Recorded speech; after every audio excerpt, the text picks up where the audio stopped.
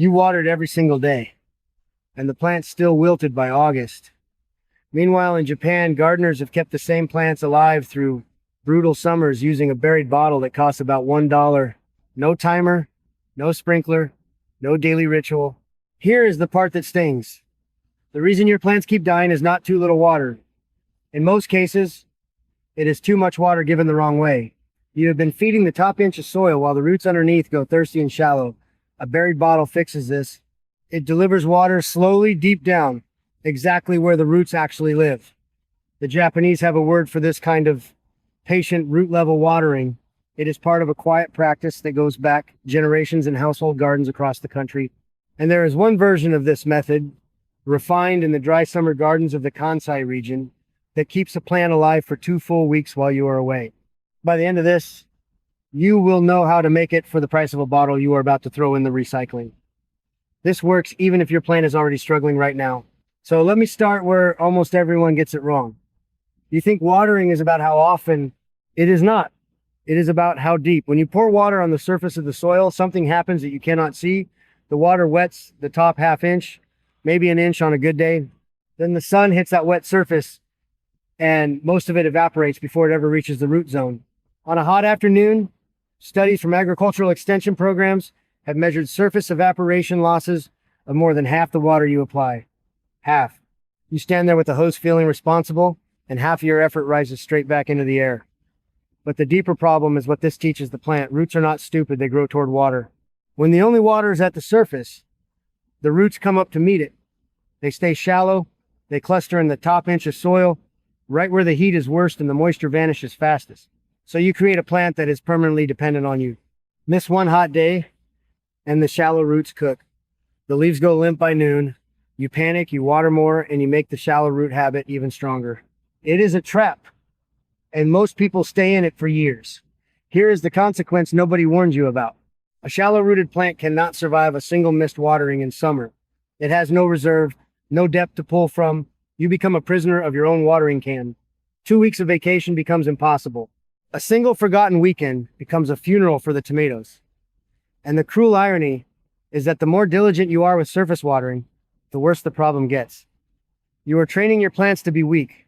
The mainstream advice tells you to water more often when it gets hot. That advice is keeping you stuck. Now let me show you what a Japanese household garden does instead, because the difference is the whole point. In Japan, especially in the older home gardens and the small kitchen plots known as kate-sayen, watering was never about wetting the surface. The goal was always to move water down to the roots without waste, slowly, so the plant could drink at its own pace. They understood something most modern gardeners forget. Water given slowly goes deep. Water given fast runs off and evaporates. The simplest tool for this is a buried bottle.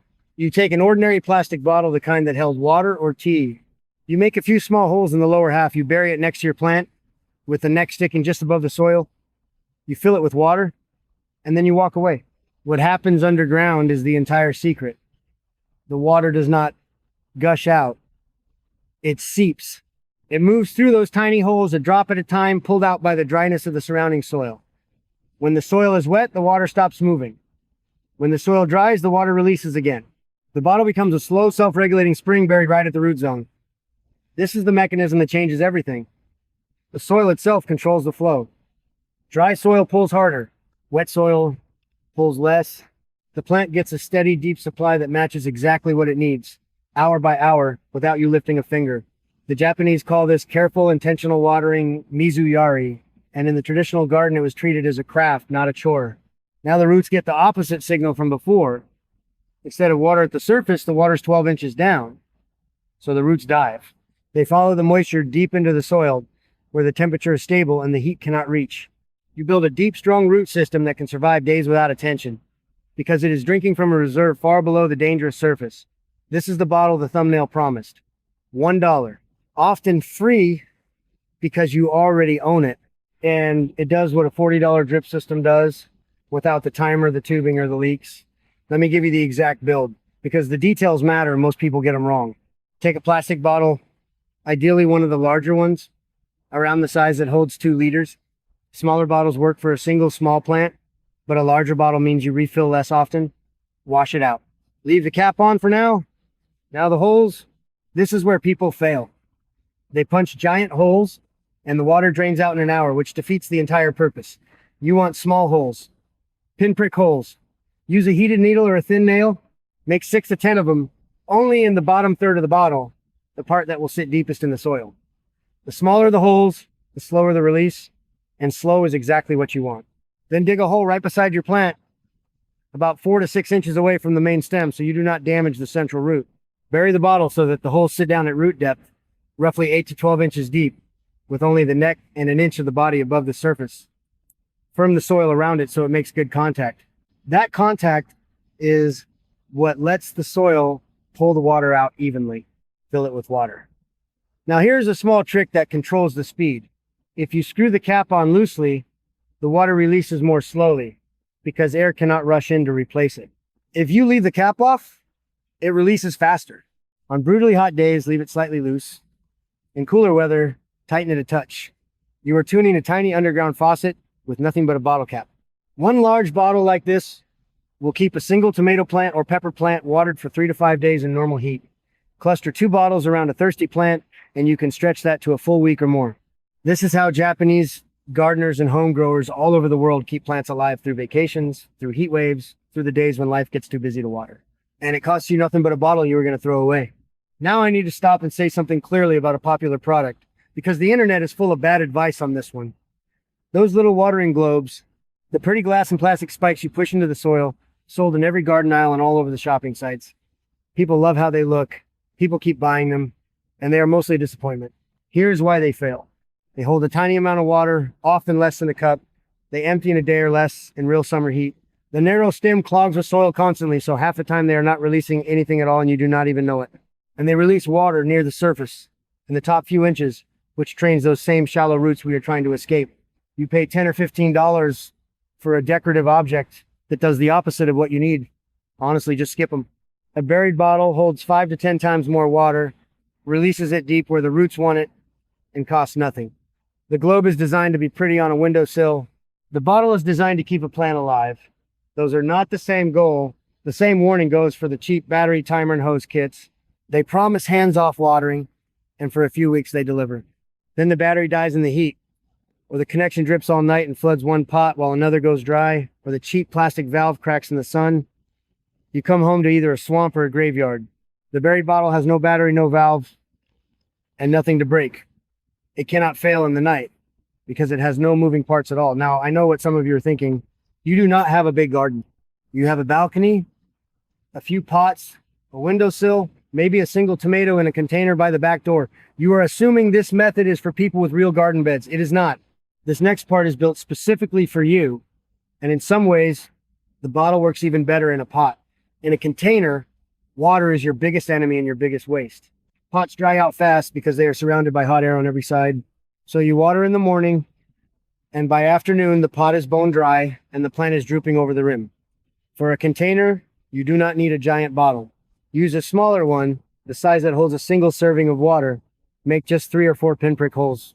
Bury it to the side of the pot, holes down near the bottom, and you have created a hidden reservoir inside the container. Now the pot waters itself from the inside out. The roots, which in a container love to circle down toward the bottom, find a steady source of moisture exactly where they gather. You go from watering twice a day to refilling a bottle every 2 or 3 days. For anyone who travels, anyone who forgets, anyone whose summer gets busy, this single trick is the difference between a living balcony and a row of crispy brown stems. And if you have only one plant in the whole world that you care about, a single beloved fern or a tomato your grandchild planted, this is how you protect it. You stop relying on your memory and your schedule. You build the water into the soil and let the plant take what it needs. There is a second small space trick worth knowing, and it costs even less because it uses only string. Take a strip of cotton fabric or a length of natural cotton rope, put one end in a jar of water set beside the pot, and bury the other end a few inches into the soil. The cotton wicks water out of the jar and into the soil continuously, pulled by the dryness of the dirt, the same self-regulating principle as the bottle. Japanese growers have used cloth and cord wicks for delicate plants for a very long time because a wick never floods and never starves. It simply keeps pace with the soil. So whether you have 40 raised beds or one pot on a fire escape, you are covered. The principle does not care how much space you have. It cares only that water goes deep and slow. Now let me zoom out, because what we are really talking about here is older and deeper than any single trick. In the Japanese gardening tradition, there's a concept called tsuchizukuri, which means roughly making the soil, not feeding the plant, making the soil. The old understanding was that you do not raise a plant directly. You raise the ground it lives in, and the ground raises the plant. A healthy, deep living soil with deep roots reaching into it does not need you hovering with a hose. It holds its own water. It steadies its own temperature. It feeds itself through the life inside it. The buried bottle is really a tsuchizukuri tool in disguise. It is not just delivering water. It is building a deep root system, encouraging the soil to stay moist down low where the microbial life thrives, and slowly turning a shallow, fragile plant into a deep, self-reliant one. You are not watering a plant. You are training a root system and conditioning a soil. That is a completely different way of thinking, and once you see it, the whole garden looks different. This is why a Japanese home gardener could leave for 2 weeks during the festival season and come back to a thriving plot, while the modern gardener cannot leave for a long weekend. The difference was never effort. The difference was depth. They built systems that did not need them. We buy products that make us need it every single day. Now we come to the part I promised you at the beginning. The version of this method, refined in the dry summer gardens of the Kansai region, that keeps a plant alive for 2 full weeks. Because the plastic bottle is good, but it is the cheap modern echo of something older and far better. Long before plastic, before the modern garden center existed, growers across Japan and across much of Asia used unglazed clay vessels buried in the soil to water their crops. In Japan, these fired earthenware pots tied into the same family of tools the old kitchen gardens relied on. You buried a porous clay pot up to its neck, filled it with water, and capped it with a stone or a lid. The genius is in the clay itself. Unglazed low-fired clay is microporous. It does not have holes you punch. The entire wall of the vessel weeps water, molecule by molecule, pulled through the clay by the thirst of the surrounding soil. This is the same self-regulating miracle as the bottle, but perfected. When the soil is moist, the clay holds the water in. When the soil dries, the clay lets it seep through. The plant never floods and never starves. And because the entire surface of the buried pot weeps, the moisture spreads in a wide, even sphere through the root zone, not just from a few holes. This method is ancient. Records of buried porous vessel irrigation go back roughly 2,000 years across China, North Africa, and Asia, and it was considered one of the most water-efficient irrigation methods ever devised. Modern agricultural researchers who went back and tested it found that buried clay pot irrigation can be up to 10 times more efficient than surface watering, losing almost nothing to evaporation or runoff, because the water never touches the open air.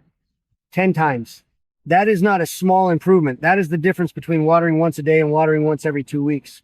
So why did almost everyone forget it? Because you cannot easily sell a method that lasts decades and costs almost nothing. A buried clay pot kept whole can serve a garden for years. There is no refill to repurchase, no battery to replace, no patented part to reorder. It got pushed aside by sprinklers and hoses and timers and globes, things you buy again and again. The knowledge did not die because it stopped working. It faded because it worked too well to be profitable, but it never fully disappeared. In the dry summer gardens of regions like Kansai, where households grew vegetables through fierce heat without modern irrigation, the buried vessel principle stayed alive in the everyday rhythm of the home gardener. And here is how you bring it into your own yard this week, in the simplest possible form. You do not need to hunt down a special pot. Take 2 plain unglazed terracotta pots, the cheap reddish clay kind from any garden store, the smaller size that fits in your 2 hands. Plug the drainage hole in one of them with a cork or a dab of waterproof putty. Fill that pot with water. Take the second pot, flip it upside down, and set it on top as a lid to stop evaporation and keep bugs out. Now bury this little double pot vessel beside your plant, up to the rim, just like the bottle. The whole clay wall will weep water slowly into the soil for days. 2 terracotta pots cost a few dollars and last for many years. You fill them once every several days in normal heat, and on a cooler stretch, perhaps once every week or 2. That is the buried treasure the modern garden aisle hopes you never rediscover. A 2,000-year-old method sitting on the shelf right next to the plastic globes, costing less and working 10 times better. So let me put the real numbers in front of you side by side, because this is where the whole picture becomes clear. The buried bottle costs you nothing. It is trash you reroute into your garden. The clay pot version costs a few dollars one time and lasts for years. Call it $1 a year if you spread it out. You will spend nothing on batteries, nothing on tubing, nothing on replacement globes, and far less on water, because almost none of it is wasted to evaporation or runoff. Now compare that to the mainstream path. A basic battery timer and hose kit runs $30 to $60, and you will likely replace parts of it every couple of seasons as the plastic fails in the sun. Decorative watering globes run $10 to $15 for a set that clogs and underperforms, and people buy them again and again. A season of overwatering and runoff quietly inflates your water bill. And the deepest cost is the one that has no price tag. The cost of dead plants, the cost of the tomato that did not make it through July, the seedlings you started in spring and lost in August, the whole season of effort gone because the roots stayed shallow and one hot weekend finished them. Slow water sinks deep, fast water just runs, build the reserve below, and the heat above cannot win. Here's the simple rhythm to start this weekend. On Saturday, gather your bottles or buy 2 small terracotta pots, punch the pinprick holes, or plug and cap the clay. Dig them in beside your most important plants, holes and walls down at root depth, neck or rim just above the soil. Fill them. Then, going forward, your entire watering routine becomes one quiet walk every few days. You stroll the garden, you top off the vessels, and you leave. No dragging the hose, no standing in the heat, no guilt when you skip a day because the soil is holding a reserve far below where the sun can steal it. Check the vessels more often during a heat wave, less often when it is mild. Let the soil tell you. If the surface stays slightly moist and the plant looks calm at noon, you are doing it right. Water deep. Walk away. And here's the deeper lesson, because this was never really about a bottle. It is about a way of thinking. The modern approach to almost everything in the garden is built around your constant attention and your repeated purchases. Water daily. Buy the gadget. Replace the gadget. Stand guard over a plant that has been trained to be helpless. It keeps you busy and it keeps you spending, and it never once asks whether the plant could be made strong enough to not need you. The Japanese household approach asks exactly that question first. It does not ask, how do I water this plant today? It asks, how do I build a soil and a root system that water themselves? One approach sells you a solution every season. The other gives you a system once and lets you walk away. One creates dependence in the plant and in you. The other creates depth, and depth is freedom. Once you see that difference, you cannot unsee it. You will look at every watering globe and timer and daily ritual and recognize it for what it is, a way of keeping you needed when the soil itself could have done the job for 2,000 years. So tell me this in the comments. Are you going to start with the free plastic bottle and the pinprick holes, or are you going to go straight to the 2 terracotta pots buried as a clay vessel? I genuinely want to know which one you try first, because the people who try the clay version always come back surprised at how long a single fill lasts. And if this opened your eyes, stay with us, because this channel exists to recover exactly this kind of buried knowledge, the home and garden wisdom that work too well to keep selling. We are a small community, digging these methods back up one at a time. In the next one, we go into the soil itself, and a single charred ingredient the Japanese farmers buried in their fields for centuries to hold water and feed the roots for years without fertilizer. It costs almost nothing. You can make it in your own backyard. And once you understand what it does to the ground beneath your plants, you will never look at a bag of store-bought fertilizer the same way again. Water deep, build the soil, and let the garden carry itself. Before you go, let me leave you with one last detail that ties everything together, because it matters more than the bottle or the pot. Watch your plant at noon on the hottest day, not the leaves at the top. Watch how it stands.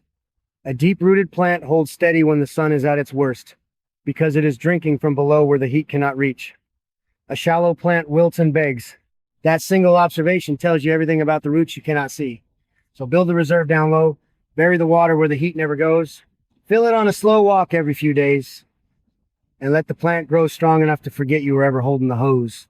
That is the whole secret. That is how a $1 bottle keeps a plant alive long after everyone else has given up and gone back to the garden store for one more thing to buy.